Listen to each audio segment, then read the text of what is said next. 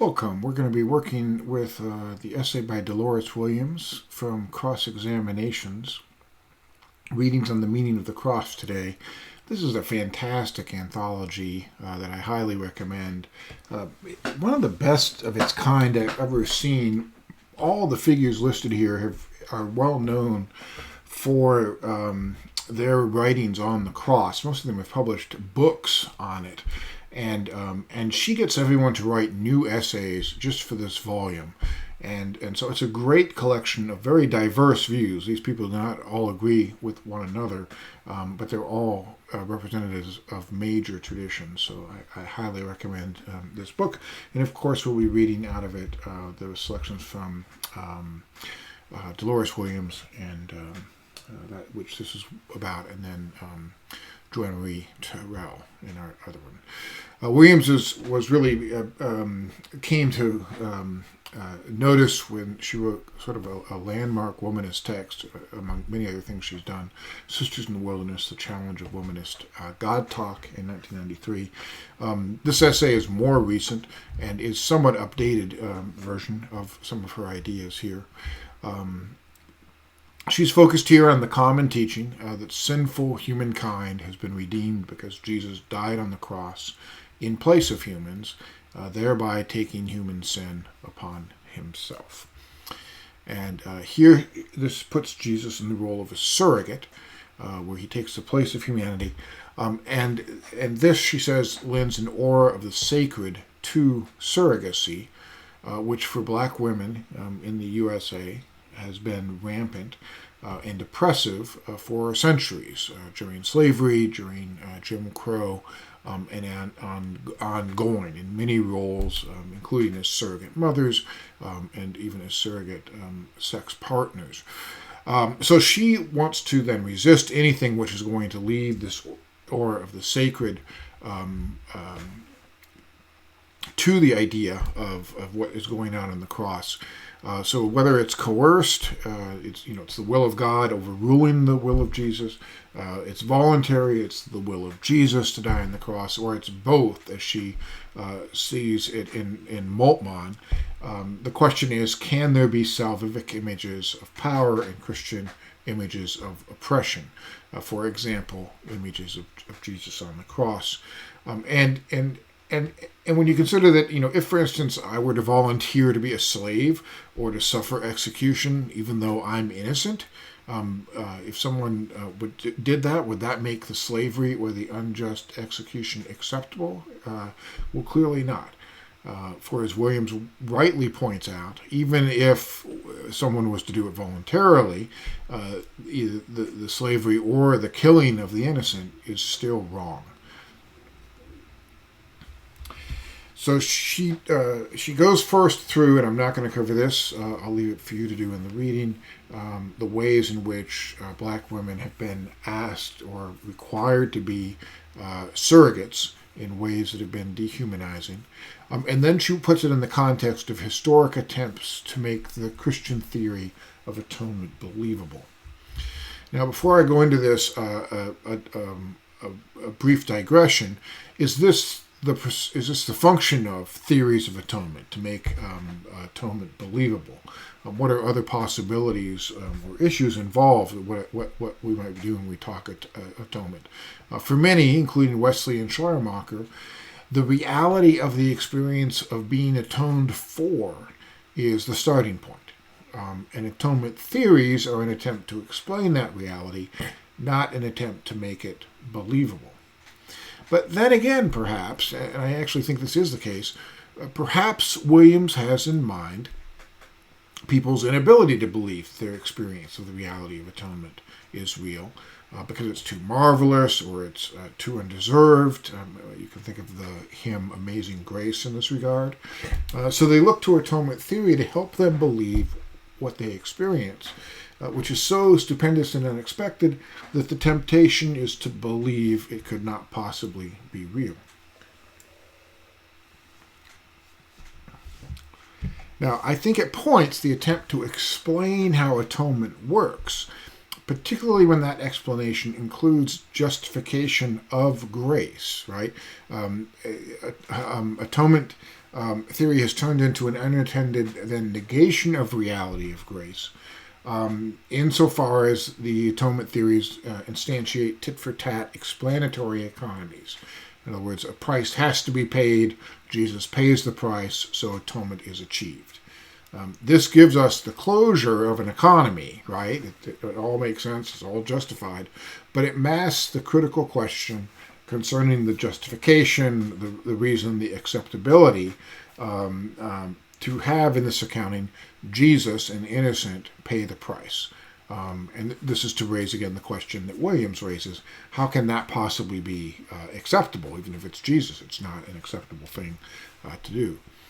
So in the New Testament and among the patristics, who first determined what qualified as Scripture and its meaning, one finds diverse theories of atonement.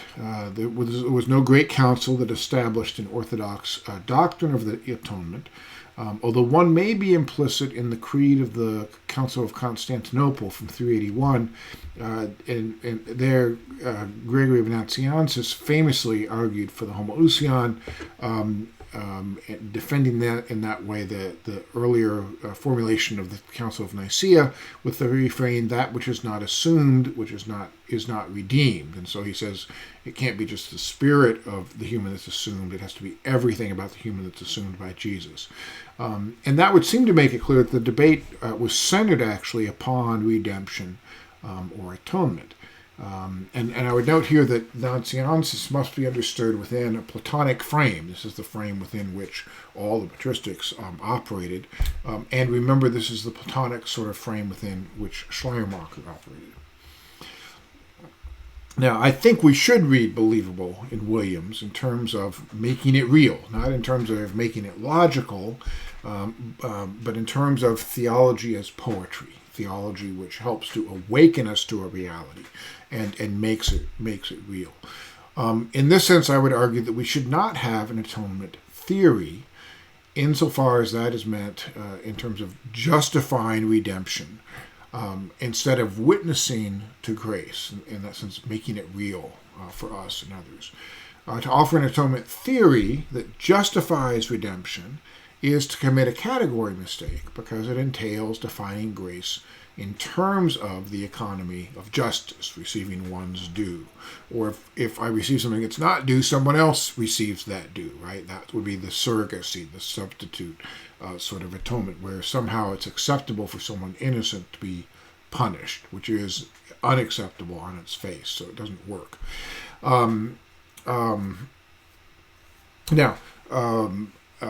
Grace should be understood in terms of the dynamics of gift, which is other than the economy of justice. It's receiving what one does not deserve. And for more detail on all this, see part 2 of my A Reasonable Belief. That's the end of my digression.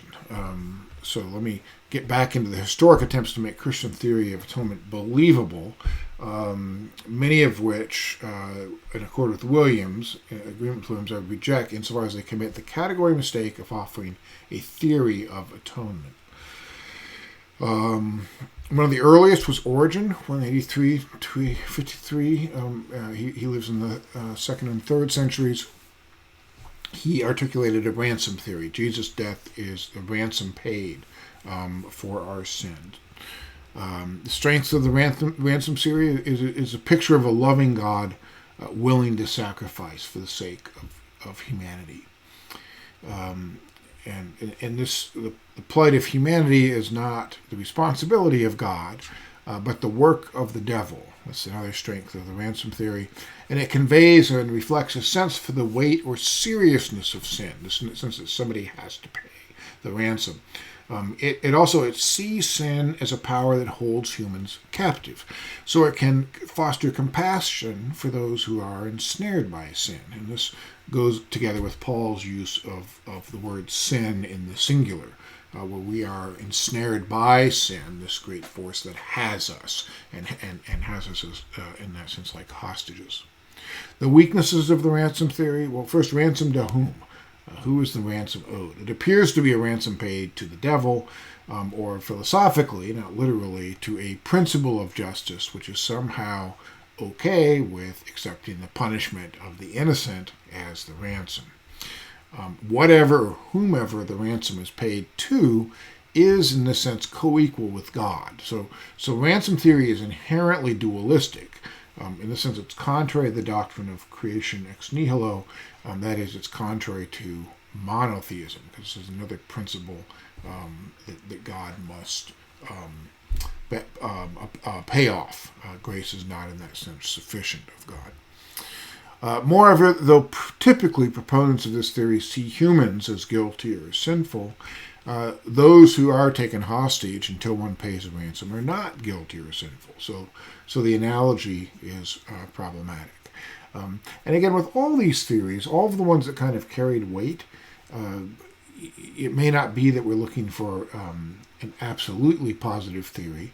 It may be that the various theories worked in various times to help people appreciate the reality of their having been redeemed, to help them be able to accept it, even if there are problems in the detail of the theory. Most of the theory, we're going to critique a lot of the theories here, but most all of them worked in the church for good, despite the problems in their theory. Now, Delores Williams does not mention Christus Victor, which was a understanding of atonement, or the work of the cross, resurgent in the 20th century, due largely to the work of a theologian by the name of Gustave Alain, who traced it to the early church and championed it in opposition to subjective, that is, Abelarian, like moral influence theory, like Tillich. And we'll talk about Abelard below, but the subjective is that when we see the cross, it changes something in us, and that's how it works. And in opposition to objective substitutionary satisfaction of penal theories, like we're going to see in Anselm and Calvin, just below. But note that there seem to be today a variety of understandings which consider themselves to be Christus Victor. So Christus Victor seems to take somehow Jesus was victorious, but then different people say how in different ways, and so that part is left a little bit ambiguous. In Christus Victor theories, God is the reconciler and the reconciled. In Jesus Christ, God overcomes the forces of evil, but the theory never explains how Christ is victorious, and so it is frequently attacked as inadequate, or in some cases supplemented with the other theories, like ransom theory or something like that. So remember, from my perspective, Christus Victor theories do not explain how Christ is victorious. If that's what they do, that they just testify to the degree they just testify to that, and just simply testify to the victory. That's a strength of them, because they do not attempt to give a theory which undercuts the grace. They attempt only to witness to the grace.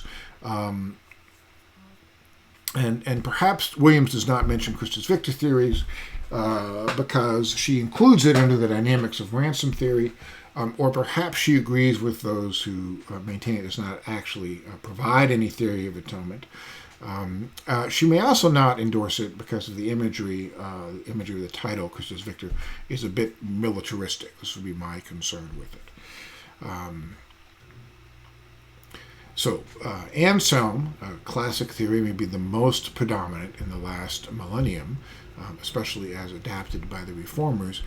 He first proposes a substitutionary honor theory, which is contextually coded, the notion of honor, to medieval emphasis upon honor. In other words, God's honor is violated by human sinfulness. What is due is eternal punishment. And God does not want to punish forever, but humans cannot rectify the dishonor because they can't perfect it again in the eyes of God. So God sends God's Son to earth as human to die on the cross. The strengths of this sort of a theory is it made sense to contemporary society. It stresses the gracious love of God.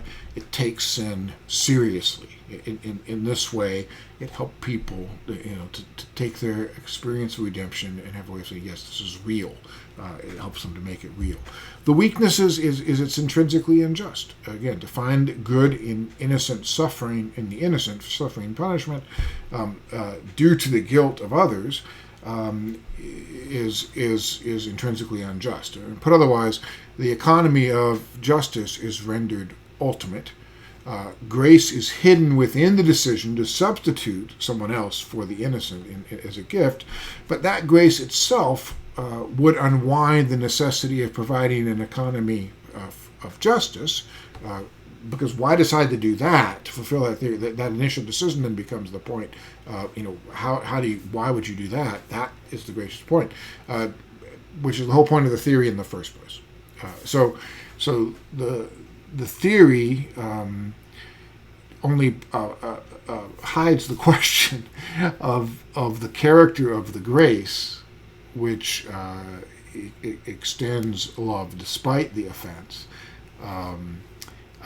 by putting that into the decision to have a substitute. But that means you still have that question, and now you have a substitute suffering for the innocent, which is itself inherently unacceptable, not good. Abelard sees this and rejects it utterly, the idea that somehow God could be satisfied, or the honor of God could be satisfied by suffering. And he's pretty much a contemporary, as you can see, of Anselm. And so what he says is, no, in the cross we see the love of God manifest in the extreme. And this transforms our hearts so that we too will love all, even unto death. That's where Anselm's is seen as an objective theory, because it's something God does that changes our status, whereas Abelard's is seen as more of a subjective theory, because it's something that God does, but because of the way God does it, because we see it, we are transformed subjectively. But Anselm reacted strongly against the idea that God could be in any way satisfied or pleased with the suffering of an innocent. The strengths of the Abelardian theory is it emphasizes the love of God. God finds nothing good or satisfying in suffering, so there's no glorification of suffering. And it puts stress on the transformation of our hearts. The weakness is it's that it doesn't take sin seriously enough. There's no explanation of atonement, no explanation of how God is enabled to pardon us for our sins. How is that justified? So the reformers in the 16th century, in the 1500s, they adopt a penal substitutionary view of atonement, penal substitutionary theory, and this reflects the contextual shift from Anselm's honor emphasis in the 12th century to the legal emphasis that made sense in the 16th century socio-political context, where God is just and merciful. God's justice demands punishment. God's mercy leads God to send the Son to take the punishment in our place. So this is penal substitutionary theory.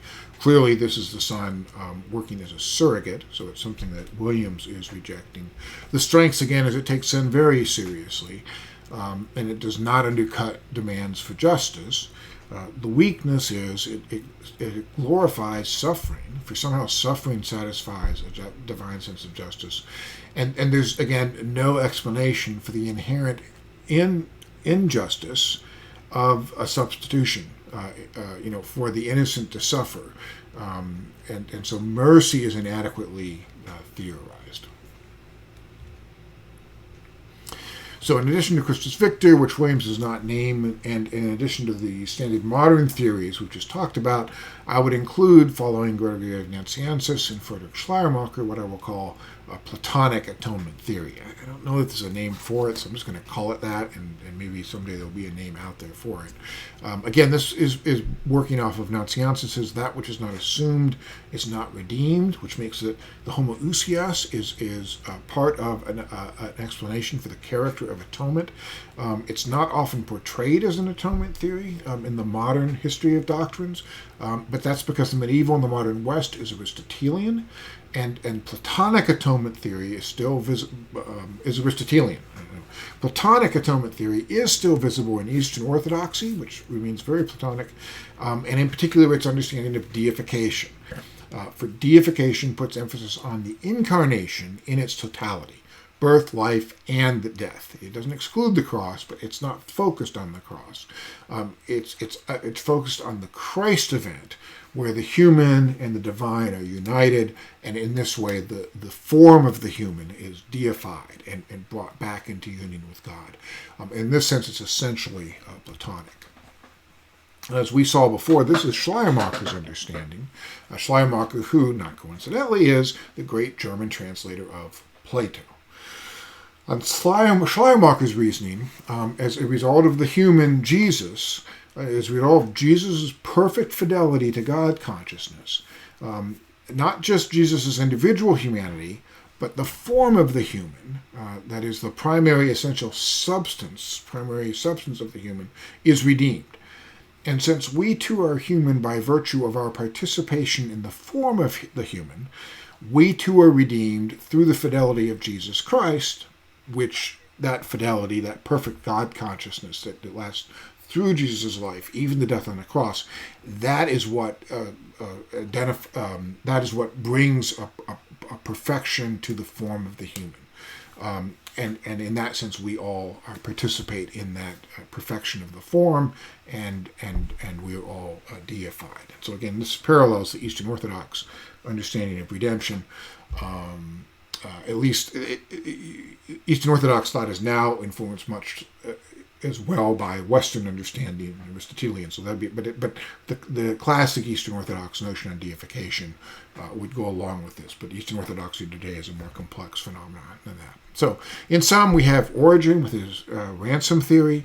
We have the Christus Victor of Gustave Alain, which is kind of just witnessing to the victory of Christ, but it's ambiguous of what the victory exactly is.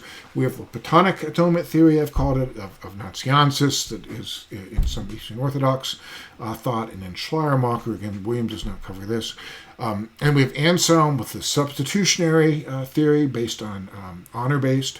We have Abelard's moral influence theory, and then as reformers, we get penal substitutionary theory, which many people nowadays, it's been common until recently and probably still up till the present to just think of this as the theory of atonement, penal substitutionary theory.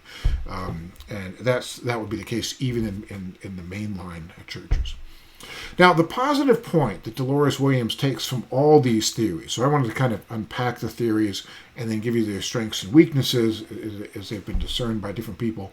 The best known of these theories, by the way, she summarizes brilliantly in just 2 pages, and that's where you kind of see the brilliance of her thought in her ability to summarize them so quickly and precisely. But the point she takes from them all is that they all attempt to provide an understanding of the cross and of atonement that's suitable for their contemporary context. So she's not actually offering critiques of these theories. She's actually saying, that in their context, these various theories, which changed over time and in different contexts, all of which have been seen within the church as good and acceptable theories, although some have had high points here and some there. But what she's noticing is that they all strive to make the reality of atonement, the reality of our redemption, believable, to make it real for us in frames of reference which make sense to their contemporaries in these various different time periods. And it's this principle, that is the legitimacy of reformulating theological understanding in accord with one's contemporary context. That's the principle she takes for them and then applies as she strives to think theologically about redemption and the cross as a 21st century black female. So here's now Delores Williams on redemption, trying to think of redemption in terms which are appropriate to our context, and in particular to her context today. And again, defending her liberty to do this by reference to the ways in which all these prior theorists reformulated notions of atonement and redemption in line with what was meaningful in their context. So first, given the oppression of black females coerced to be surrogates, which she details at length in the first part of her article, she says there can be no affirmation of and no sacred aura lent to the notion of surrogacy. So we cannot see Jesus as a surrogate, because that then leads an aura of the divine to what's good to surrogacy.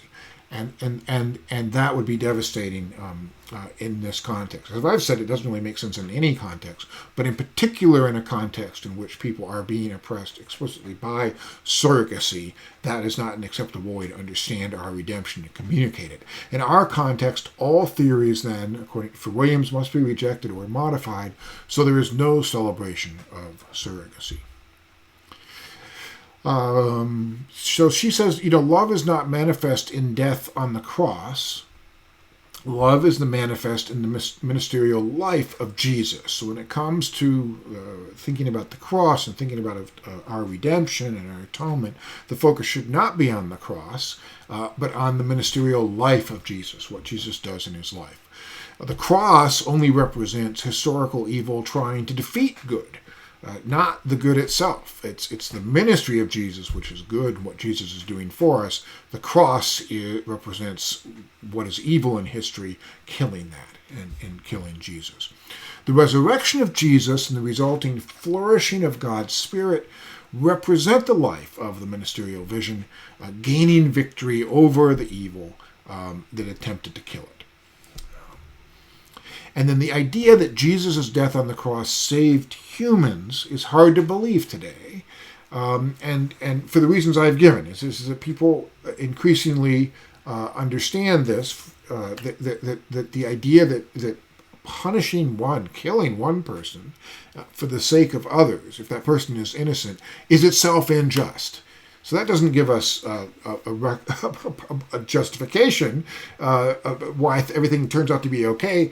That actually multiplies the problem, because now you have another evil thing done on top of the first.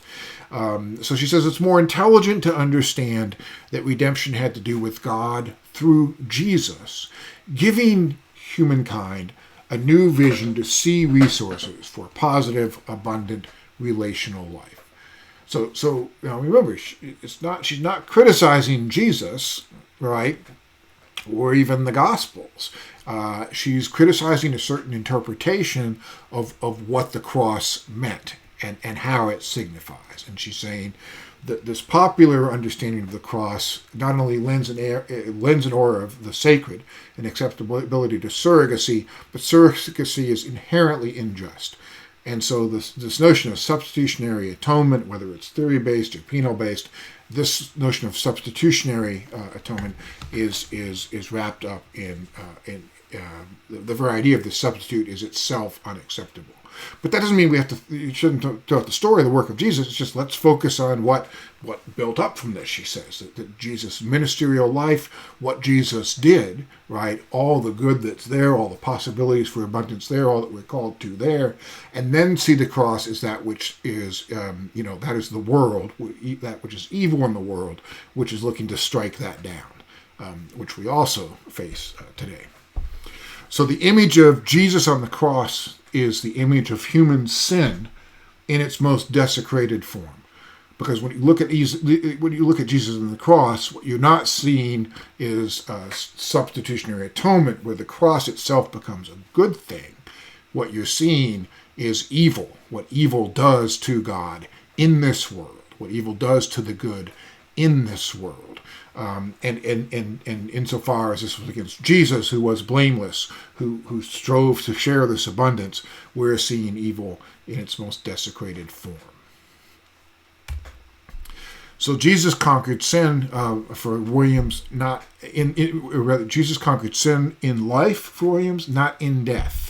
It's the life and his fidelity to that life, even to the point of death, which is where Jesus conquers sin. The kingdom of God theme in the ministerial vision of Jesus does not point to death. It is a metaphor of hope for those pursuing right and just relations in the world. So the cross is a reminder of humanity's sinfulness. Other ideas of value of the cross for atonement are all mistaken at best, even though some have historically functioned well. But now we see how they're problematic, and they're often harmful because they have actually encouraged people to embrace suffering, to embrace surrogacy as something that God would desire, instead of realizing that whenever they're called to be a surrogate, to suffer unjustly because of others' injustice, or to suffer on behalf of the innocents, or just to suffer, that suffering is not something God would ever want for them. That's what Delores Williams wants to be perfectly clear about as Jesus' ministerial life, which is focused on people who are suffering like that and focused on freeing them from suffering, on giving a life of abundance. That's the gospel message, not anything that would help anyone in any way to feel like somehow the suffering itself is what would be pleasing to God or what should please us. God is not pleased by the cross because the cross is humanity, is evil, killing what is good. God is pleased in the ministry of Jesus, the fidelity of Jesus, Jesus' work to being what is loving and abundant to all. That is what is pleasing to God, and the cross is what can happen to folks who are pursuing that work in a world which is full of evil. Her closing sentences then: humankind is therefore redeemed through Jesus' life and not through Jesus' death. There is nothing of God in the blood of the cross. God does not intend black women's surrogacy experience. Neither can Christian faith affirm such an idea. Jesus did not come to be a surrogate. Jesus came for life, to show humans a perfect vision of ministerial relation that humans had forgotten long ago. As Christians, however, black women cannot forget the cross, but neither can they glorify it. To do so is to make their exploitation sacred. To do so is to glorify sin. So I think she's saying black women can't forget the cross because they have to bear it too, but they shouldn't see that cross as anything good. They should see that cross as something that Jesus too had to bear, but had to bear because he was working for a ministry of abundance in a world that looks to exploit, and persecute. Okay, needless to say, Williams created quite a controversy with this rejection of, as I said, what's become a near universal acceptance of penal substitutionary atonement as kind of the way to understand Christian notions of atonement.